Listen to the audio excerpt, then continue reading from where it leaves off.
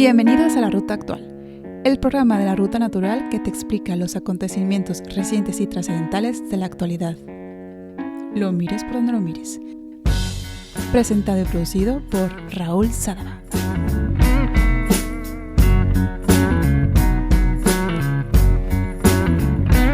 Si el verano pasado, el verano de 2021, todos vivimos cómo las calles de los Estados Unidos se amontonaban de manifestantes, pancartas, había lemas, un montón de lemas de Black Lives Matter, todos ellos pidiendo justicia por el asesinato de George Floyd. Pues este verano, en 2022 ya, las calles de Washington D.C. y de muchas otras ciudades del país parecen una olla a presión por otra razón muy distinta. Si en 2021 se salía a la calle para clamar justicia, en 2022 los manifestantes reclaman la pérdida de los derechos que consideraban fundamentales. Si en 2021 las palabras claves eran George Floyd, no puedo respirar, y las iniciales BLM de Black Lives Matter, en 2022 los nombres que más se oyen son Roe contra Wade, y las clamas son en pos del derecho a abortar. Lo que sí es cierto es que en ambos casos la escena social, el panorama cultural y el marco político se ha ido caldeando poco a poco hasta encontrar su apogeo en un hecho en concreto que ha desatado la ira de al menos una parte de la población. Este año, a principios del verano de 2022, ocurre un hecho trascendental en los últimos 50 años de la vida, como decía, la vida social, política y judicial de los Estados Unidos. El 24 de junio, la Corte Suprema de los Estados Unidos revocó su dictamen sobre el caso Roe contra Wade. Este litigio, un litigio antiguo que se dictaminó en 1973 y que garantizaba, a nivel federal, el derecho al aborto. Y supuso un antes y un después en la lucha de dos facciones que hasta entonces apenas habían establecido las bases de sus argumentos en pro y en contra del aborto. Desde hace ya 49 años, el aborto estaba protegido de manera federal en los Estados Unidos. Esto significa que el gobierno del país establecía una sentencia y no dejaba que los estados, por su cuenta, dictaminasen, ya que se consideraba que el aborto era un derecho fundamental protegido por la Constitución. En el momento que se anula este dictamen, no significa que el aborto quede prohibido, sino que a partir del 24 de junio ya no es un asunto federal. Y por lo tanto son los estados los responsables de decantarse sobre la legalidad de esta cuestión que tanto divide a la sociedad. De hecho, algunos estados ya se habían preparado legalmente ante la posibilidad de este fallo y declararon las prohibiciones relacionadas con el aborto el mismo 24 de junio. Pero no solo esto. En realidad, en los Estados Unidos, el dilema, la brecha que divide a demócratas y republicanos, a conservadores y progresistas, se ha hecho mucho más profunda que nunca. Es un campo de batalla que ha sido sembrado por varias decisiones que del Tribunal Supremo, que han servido junto con el colofón de la anulación del dictamen del caso Roe contra Wade. Una decisión que la Corte de los Estados Unidos ha tomado en el espacio de muy poquitos meses. Un Tribunal Supremo que está compuesto de 9 jueces, 6 de los cuales son de corte conservador y que se han expresado sobre 4 temas fundamentales en la vida política del país: la religión, las armas, el cambio climático y, como decía, como colofón, el 24 de junio, el aborto.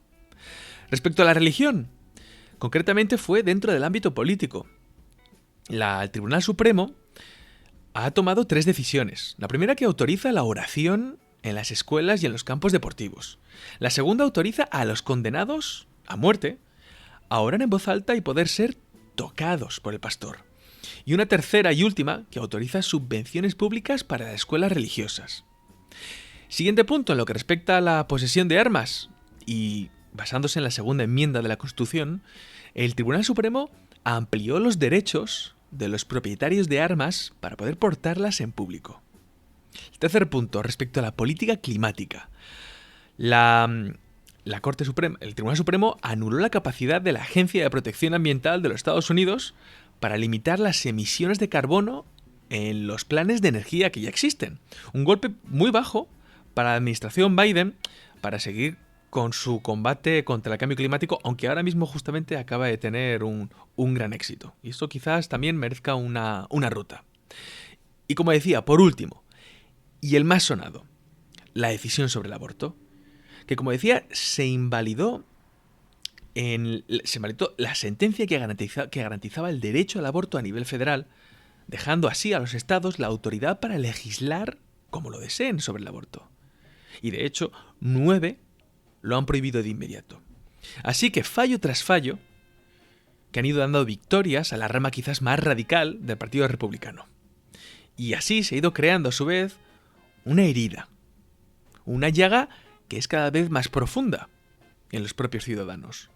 Una vez más, la ciudadanía se queda polarizada, dividida ante un debate que no tiene una solución sencilla y que está poniendo en dos lados opuestos a partidos políticos, religiones, vecinos, estados y familias.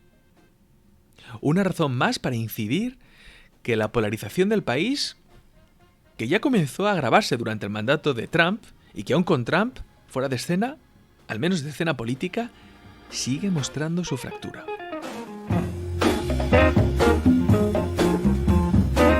Para comenzar, pongámonos en situación. Y es que, a poco que leamos algunas noticias o que escuchemos analistas, la radio, la televisión explicando el tema, siempre se menciona, bueno, al igual que yo lo he hecho en la primera parte de la ruta de hoy, siempre se menciona el caso Roe contra Wade. Bueno, ¿y quién es Roe y quién es Wade? ¿Y qué ocurrió en 1973 para que se mencione sin parar? Esto es importante para entender los sucesos del 24 de junio en los Estados Unidos. Roe, de hecho, no es nadie. Bueno, sí que es alguien. De hecho, Roe es un seudónimo, en realidad. Roe responde al seudónimo que tomó una mujer llamada Jane. Jane Roe, ella se llamaba Norma McCorvey. Esto ocurrió cuando al quedarse esta señora, Norma McCorvey, Jane Roe, cuando al quedarse embarazada de su tercer hijo, decidió abortar. Pero como según las leyes de Texas le era imposible, porque en Texas el aborto tan solo era legal si el embarazo suponía un riesgo para la madre. Entonces así, Jane Roe, o Norma McCorvey, decidió, junto con sus abogados, poner el caso en los tribunales. Los abogados alegaban que las leyes de Texas eran anticonstitucionales. Y mira tú por dónde lo ganó. Y aquí hay dos cosas importantes que pueden resultar fascinantes, sobre todo para un europeo. Lo primero es, ¿cómo es posible que sea anticonstitucional el aborto en los Estados Unidos si la constitución de este país es la misma que en sus orígenes, del siglo XVIII, eso sí, con muchas enmiendas, 29 concretamente, y en aquella época no se planteaban los padres fundadores cuestiones relacionadas con el derecho o la prohibición a abortar? Hay que irse a la 14ª enmienda. La 14ª enmienda es de 1868. Y si conocéis un poquito las fechas, la podéis ubicar en el tiempo en un momento clave, que es la Guerra Civil de Estados Unidos, justo después. De hecho, es una enmienda a la Constitución que marca un sello de reconstrucción, ya que fue elaborada, como decía, justito después de la Guerra Civil para dar paso a ciertos marcos legales dentro de la reconstrucción del país. Representa esta 14ª enmienda una de las más, si no quizás la enmienda más polémica, porque ha supuesto el marco de entrada de otras leyes posteriores de gran importancia, de gran calado, como la segregación racial, el matrimonio del mismo sexo y, como es nuestro tema de hoy, el derecho al aborto. Se trata, la 14ª enmienda, es una enmienda en virtud de la cual se limitan las acciones del gobierno y otorga derechos e igualdad de protección ante la ley a los ciudadanos. Como decía, fue una enmienda que nace tras la Guerra de Secesión. Hay que ponerse dentro del marco histórico, es que es muy importante. La Guerra de Secesión estadounidense, como decía. Bueno, esta es la 14ª. Para los que no conozcáis las enmiendas americanas, la 13ª, muy importante. La 14ª, obviamente, viene justo después de la 13ª. Esta es la que abole la esclavitud. Y una vez que se firma la 13ª enmienda, se dan cuenta que se quedan un poquito cojos. Hay que llegar y acordar y firmar y ratificar, bla, bla, bla, la 14ª enmienda. Que esta otorga derechos de igualdad a la población ante la ley. De manera muy escueta y basándose en esta enmienda, que otorga derechos de privacidad fundamentales, es la que se utilizó en el caso de Roe contra Wade, que consiguió que se protegiera el derecho de una mujer embarazada al aborto. En realidad fue un veredicto con la intención de asegurar que el poder del gobierno sobre los ciudadanos queda limitado. La Corte dictaminó en 1973 la libertad que otorga la Constitución de los Estados Unidos a los ciudadanos que cubrían el derecho a la privacidad, es decir, que protegía la decisión de una mujer embarazada a abortar. Lo que viene a ser algo muy sencillo: limitar el poder del gobierno sobre el individuo. Y esto es muy relevante, desde luego. Es de gran calado. Es importante mencionar cómo en el sistema, en los cimientos de los Estados Unidos, la importancia de la supremacía de la Constitución, ya que ninguna ley puede estar por encima de ella, ni contradecir sus preceptos fundamentales, tales como es en este caso, las garantías individuales. Decía que hay dos cosas que nos llamarían la atención. Una era esta que mencionaba, sobre la 14ª enmienda, que dio paso a que se pudiese litigar en el caso de Roe contra Wade. Y esta explica un poquito el origen, dónde se apoyó la decisión del Supremo en 1973. Y la segunda cosa que nos llama la atención, ¿por qué el caso de Roe contra Wade, que está basada en la opinión de un juez, en este caso, en 1973, se decantó con esta decisión? Dictaminó de esta manera. Pues, ¿por qué se consigue que el resto de los casos estén respaldados con esta resolución? Y esto es importante, y como digo, sorprendente para un europeo, porque esta es una de las grandes diferencias entre lo que es el derecho romano y el derecho anglosajón. El derecho continental y la common law, que se llama. Y esto lo vemos mucho en las películas. Cuando, el abogado de protagonista llega a convencer a un juez de su punto de vista cuando menciona un caso para apoyar su argumento. Esto se repite mucho en películas, series, libros, etc. Esto es fundamental. Es evidente que todo sistema jurídico en el mundo se ha originado en los usos y costumbres de aquellos que componen su comunidad. Así que con el paso del tiempo se han ido creando leyes y se han elaborado normas jurídicas. Esto es obvio, va de por sí. En el mundo hay de manera general, y digo de manera general porque esto no es cierto 100%, pero para simplificar mucho, porque el mundo es muy grande y muy variopinto, y también vamos a quitar excepciones, teocracias, sharias, autocracias, etc. Pues de manera muy, muy, muy general, a brochazos, existen dos grandes organizaciones jurídicas en el mundo. Una es el derecho romano, que como su nombre indica es una herencia, el derecho romano, la ley continental, que también se llama, que como su nombre indica es una herencia del legado jurídico romano, y otra es el sistema, digamos, anglosajón, que se denomina el derecho, la common law, el derecho anglosajón. La ley romana está presente mayoritariamente en los países europeos, en los países hispanoamericanos y también en gran parte de Asia. Mientras que el derecho anglosajón, la common law, la podemos encontrar esencialmente en Reino Unido. Bueno, en Reino Unido, ojito, no así en Escocia, en Inglaterra sí, desde luego. Escocia es que es un caso aparte. También lo encontramos en los Estados Unidos, también con excepciones, como por ejemplo es Luisiana. Luisiana es un estado que no está gobernado con la common law. Bueno, Reino Unido o Inglaterra, los Estados Unidos y ya de manera general los países que están bajo la herencia del mundo anglosajón. Para la parte del mundo que sigue el derecho continental, que así se llama, La fuente definitiva del derecho es esencialmente la ley, mientras que en el derecho anglosajón es la jurisprudencia. Es decir, un juez que toma una decisión en el derecho continental, en España, en Francia, en Alemania, en Noruega, pues se basa en lo que dice lo que está recogido en los códigos, para así luego interpretarlo y decidir, mientras que en el derecho anglosajón, como puede ser en Inglaterra, en Estados Unidos, en la mayor parte de Canadá, no así en Quebec, lo que se ha decidido con anterioridad ha creado escuela. Es decir, las decisiones de un juez sobre un caso afectan a los casos futuros, porque la ley no viene tanto de los códigos como de los propios tribunales. Es decir, la ley mana a partir de la jurisprudencia. Espero que haya quedado claro. Bueno, explicado esto, por eso ha sido tan importante la decisión de los jueces este verano, porque se ha dado un espaldarazo a la resolución del caso Roe contra Wade que creó jurisprudencia. Pero esta decisión no viene porque sí. No viene así por las buenas. Los jueces no reabren casos. Esta decisión nace a partir de un caso nuevo. Un caso que nació en 2018 y que finalmente ha terminado revocando el caso Roe contra Wade.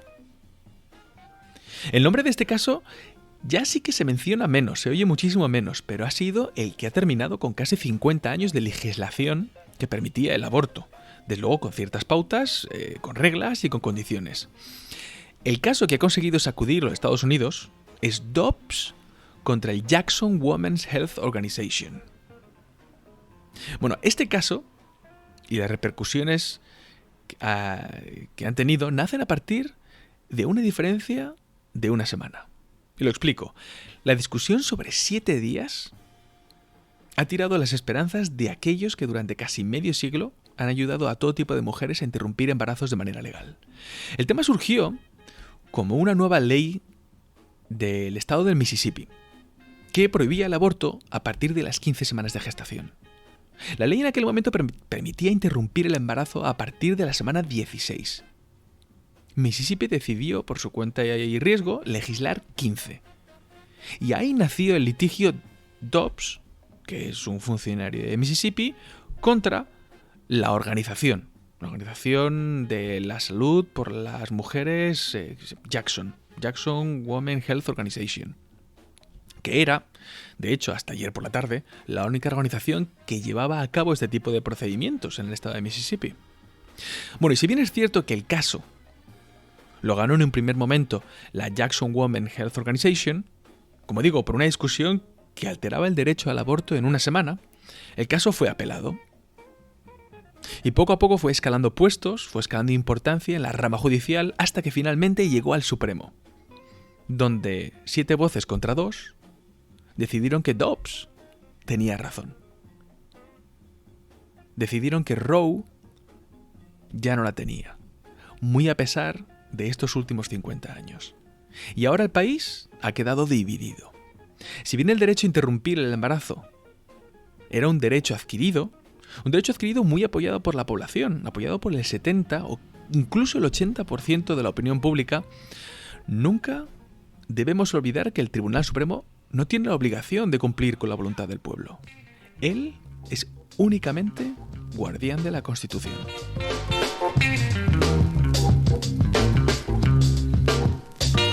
La interrupción del embarazo, o directamente sin eufemismos ni tabúes, el aborto, es un tema muy peliagudo, que extiende y polariza la sociedad ya no solo de los Estados Unidos, sino, pues yo diría que casi cualquier país que pueda permitir el aborto, cualquier país, la mayoría de los países libres y democráticos del planeta. Y es sin duda uno de los temas éticos y sociales más polémicos de nuestra época, sobre todo porque es un tema muy arraigado en la ideología, muy vinculado a la religión, donde se manifiestan los sentimientos más arraigados de ambos bandos.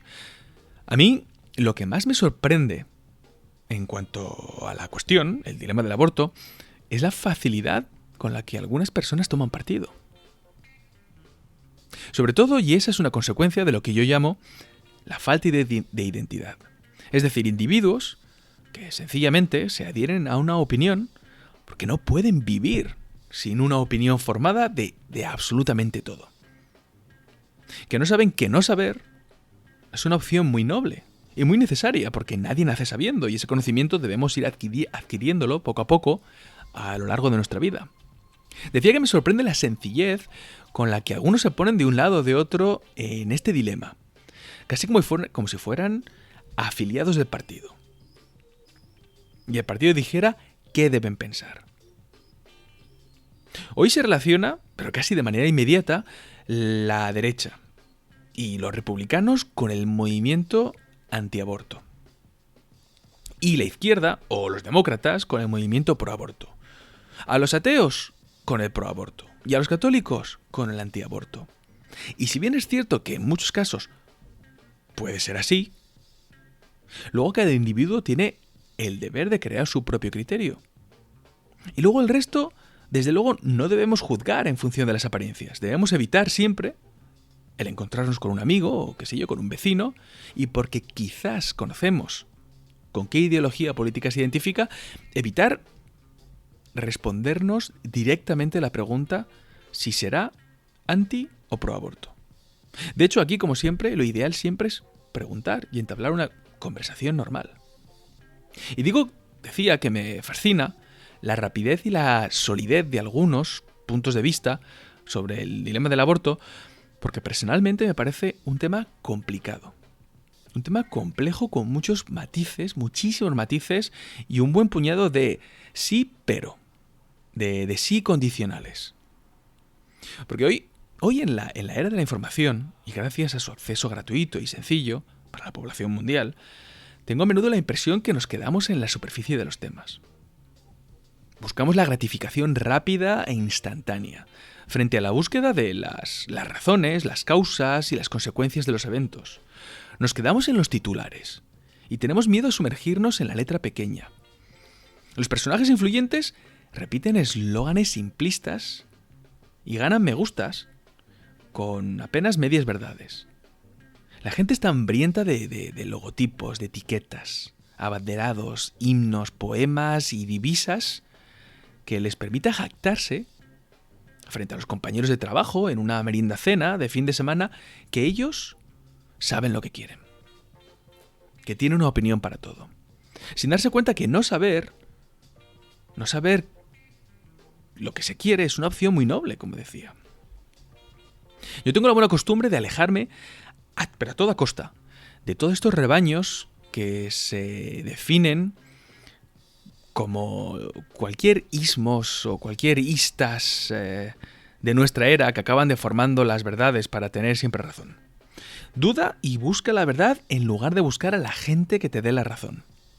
Y yo admito que no tengo una opinión formada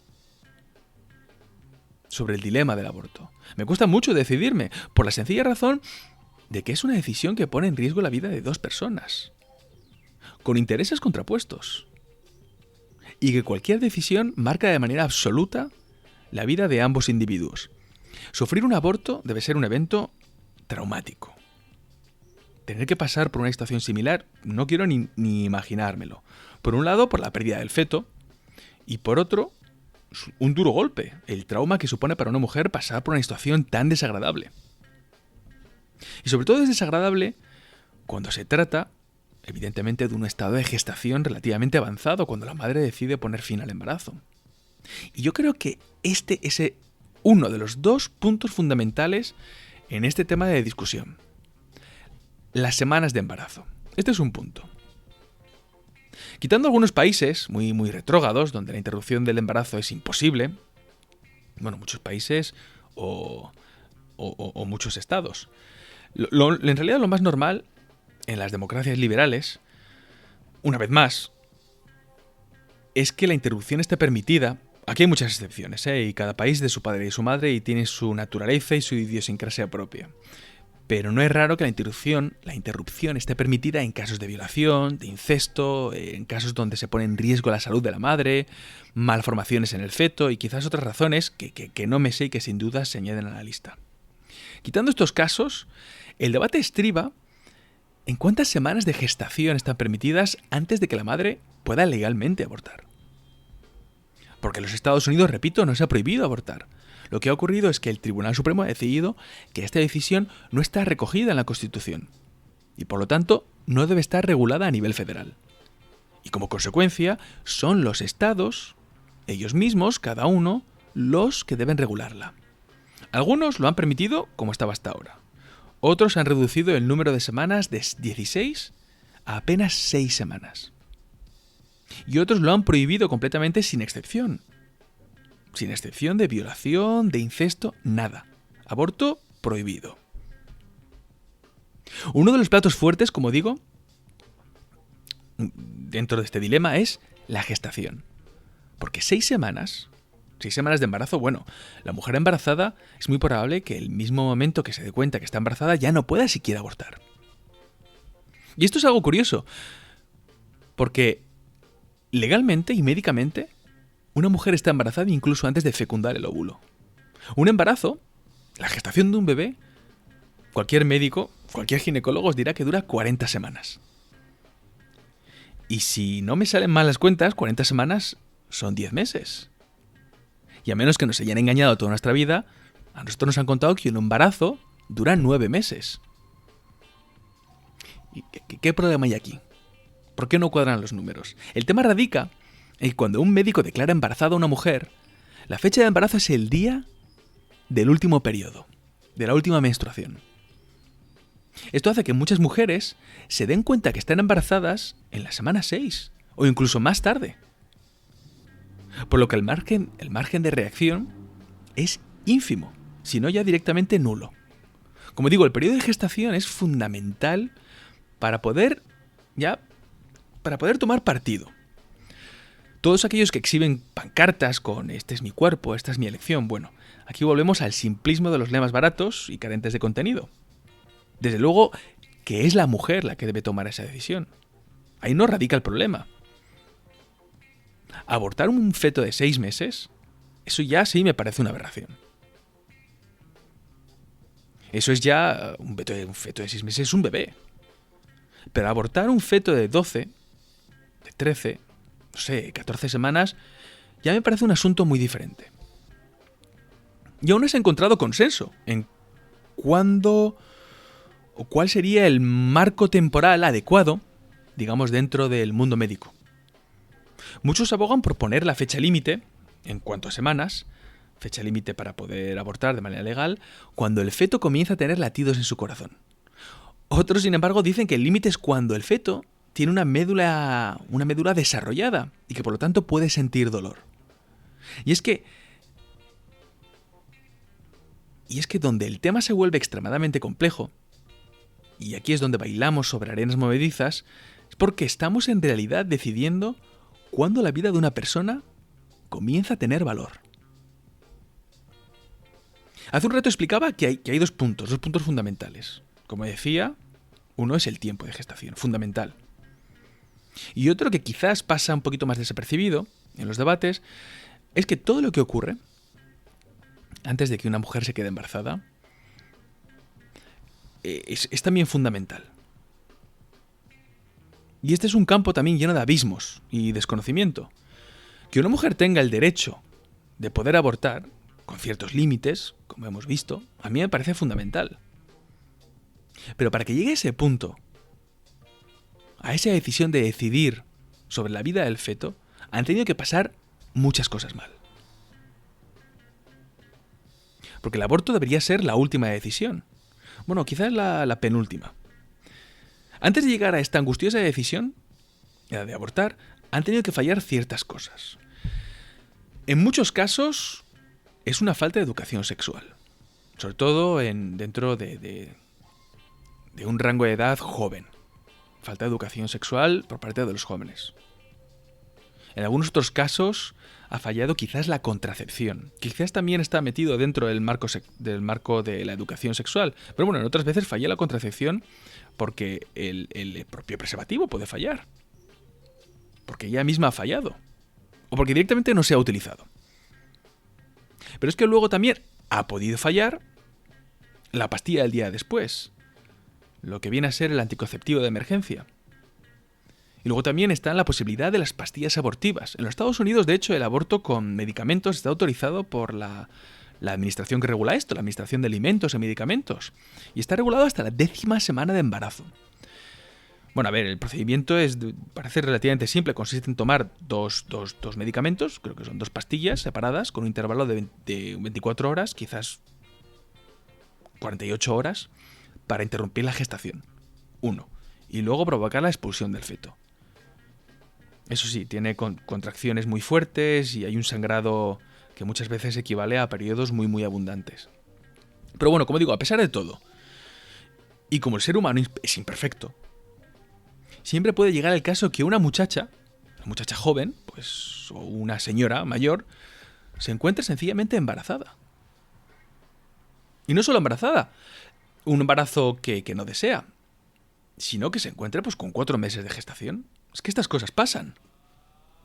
Y siempre queda la opción, y por eso decía que el aborto al fin y al cabo es el penúltimo recurso, siempre queda la opción, y este sí que sería el último de los recursos, es entregar el bebé en adopción.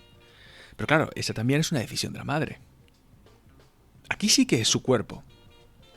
Y es desde luego ella misma la que debe decidir si está dispuesta a llevar a cabo un embarazo hasta el parto. En cualquier manera, el aborto es un tema muy delicado, que seguirá impactando la vida de mujeres y la vida de médicos, y sin duda seguirá dividiendo a nuestra sociedad, sea cual sea la fórmula legal. Porque en realidad no existe una solución absolutamente justa.